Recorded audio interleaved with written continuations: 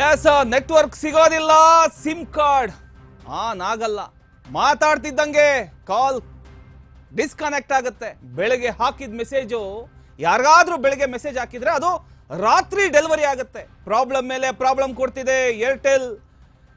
ನಿನ್ನೆ ದಿನಪೂರ್ತಿ ಬೆಂಗಳೂರಲ್ಲಿ ನೆಟ್ವರ್ಕ್ ಔಟ್ರೇಜ್ ಆಗಿದೆ.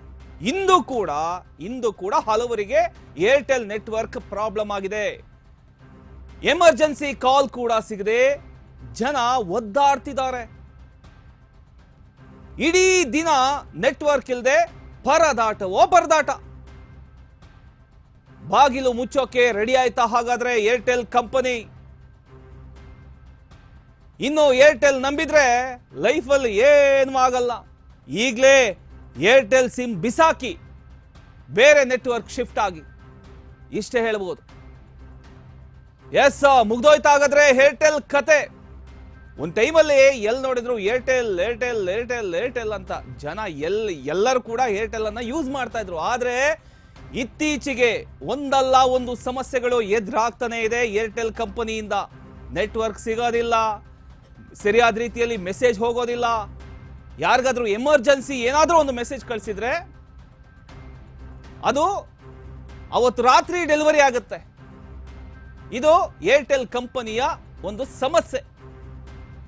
ಎಲ್ಲಿ ನೋಡಿದ್ರು ಜನ ಪರದಾಡ್ತಿದ್ದಾರೆ, ನೆಟ್ವರ್ಕ್ ಸಿಗದೆ. ಹಾಗಾದ್ರೆ ಹೀಗೆ ಇದ್ರೆ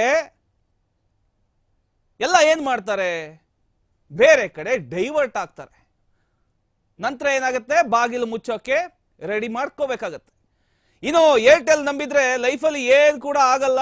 ಈಗಲೇ ಹಾಗಾದ್ರೆ ಯಾರ್ಯಾರು ಯೂಸ್ ಮಾಡ್ತಾ ಇದ್ದೀರೋ ಸಿಮ್ನ ಬಿಸಾಕಿ ಬೇರೆ ನೆಟ್ವರ್ಕ್ಗೆ ಶಿಫ್ಟ್ ಆಗಬೇಕು. ನೋಡಿ, ಮೆಸೇಜ್ಗಳು ಕೂಡ ನೋಡ್ಬೋದು. ಎಲ್ಲರೂ ಕೂಡ ಮೆಸೇಜ್ ಮಾಡ್ತಾ ಇದ್ದಾರೆ ಏರ್ಟೆಲ್ ವಿರುದ್ಧವಾಗಿ. ನಿನ್ನೆಯಿಂದ ನಮಗೆ ನೆಟ್ವರ್ಕ್ ಸಿಗ್ತಾ ಇಲ್ಲ. ಅಲ್ಲ ರೀ, ಒಂದು ಫೋನ್ ಇರುತ್ತೆ, ಫೋನಲ್ಲಿ ಒಂದು ನೆಟ್ವರ್ಕ್ ಸಿಮ್ ಹಾಕೊಂಡಿರ್ತೀವಿ. ಎಲ್ಲೋ ಒಂದು ಕಡೆ ಎಮರ್ಜೆನ್ಸಿ ಯಾರಿಗೋ ಒಬ್ರಿಗೂ ತೊಂದರೆ ಆಯಿತು, ಇನ್ನೊಂದಾಯಿತು, ಮತ್ತೊಂದಾಯಿತು, ಕಾಲ್ ಮಾಡಬೇಕು ಅಥವಾ ಮೆಸೇಜ್ ಕಳಿಸ್ಬೇಕು. ಅಲ್ಲ, ನೆಟ್ವರ್ಕೇ ಸಿಗ್ಲಿಲ್ಲ ಅಂದ್ರೆ ಏನ್ ಕತೆ? ಏನಾಗುತ್ತೆ ಅಂದ್ರೆ ಪ್ರತಿಯೊಬ್ಬರು ಬಾಯಲ್ಲೂ ಏರ್ಟೆಲ್ ಬಿಟ್ರೆ ಬೇರೆ ಬರ್ತಿರ್ಲಿಲ್ಲ ಒಂದು ಟೈಮಲ್ಲಿ. ಆದ್ರೆ ಏರ್ಟೆಲ್ ಈಗ ಕತೆ ಕೇಳ್ಬಿಟ್ರೆ ಅಯ್ಯೋ ಈ ನೆಟ್ವರ್ಕ್ ಬೇಕಾ ನಮಗೆ ಅಂತ ಅನ್ಸುತ್ತೆ. ಅಂದ್ರೆ ನಿನ್ನೆಯಿಂದ ಸಿಕ್ಕಾಬಟ್ಟೆ ಕೈ ಕೊಡ್ತಾ ಇದೆ. ಎಲ್ಲೂ ಕೂಡ ನೆಟ್ವರ್ಕ್ ಸಿಗ್ತಾ ಇಲ್ಲ. ಎಲ್ಲೂ ಕೂಡ ಏನೋ ಕಾಲ್ ಮಾಡಿದ್ರೆ ತಕ್ಷಣ ಡಿಸ್ಕನೆಕ್ಟ್ ಆಗ್ತಾ ಇದೆ. ಹಾಗಾದ್ರೆ ಜನ ಆಕ್ರೋಶ ವ್ಯಕ್ತಪಡಿಸ್ತಾ ಇದ್ದಾರೆ ಇದ್ರ ಬಗ್ಗೆ. ಏನು ಅಂತ ನೋಡ್ಕೊಂಬರೋಣ ಬನ್ನಿ. ಏರ್ಟೆಲ್ ಸಿಮ್ ಯೂಸ್ ಮಾಡೋರಿಗೆ ನಮಸ್ಕಾರಗಳು. ಏನಾಗಿತ್ತು ಗುರು, ನನಗೂ ಫುಲ್ ಶಾಕ್ ಆಗ್ಬಿಟ್ಟಿತ್ತು. ಕರೆಕ್ಟಾಗಿ ಯಾರಿಗೂ ಕಾಲ್ ಕನೆಕ್ಟ್ ಆಗ್ತಾನೆ ಇಲ್ಲ. ಫಸ್ಟ್ ಸಿಮ್ ಒಳಗಡೆ ಇತ್ತಲ್ಲ, ಅದನ್ನ ತೆಗೆದೆ ಮತ್ತೆ ಹಾಕಿದೆ, ಮತ್ತೆ ಅದೇ ಪ್ರಾಬ್ಲಮ್. ಒಂದು 5 ನಿಮಿಷ ನೆಟ್ ವರ್ಕ್ ಆಗೋದು, ಮತ್ತೆ ನೆಟ್ ಆಫ್ ಆಗೋದು, ಮತ್ತೆ ಎಮರ್ಜೆನ್ಸಿ ಕಾಲ್ಸ್ ಅಂತ ಬರೋದು, ನೋ ಸರ್ವಿಸ್ ಅಂತ ಬರೋದು. ಮತ್ತೆ ಇವಾಗ್ಲೂ ಕೂಡ ಇವಾಗ್ಲೂ ಕಾಲ್ ಕನೆಕ್ಟ್ ಆಗ್ತಾ ಇಲ್ಲ. ಬರೀ ಇಂಟರ್ನೆಟ್ ಬರ್ತಾ ಇದೆ. ಇವಾಗ ಯಾರು ನೋಡಿದ್ರೆ ಇಂಟರ್ನೆಟ್ ಬರ್ತಿದೆ.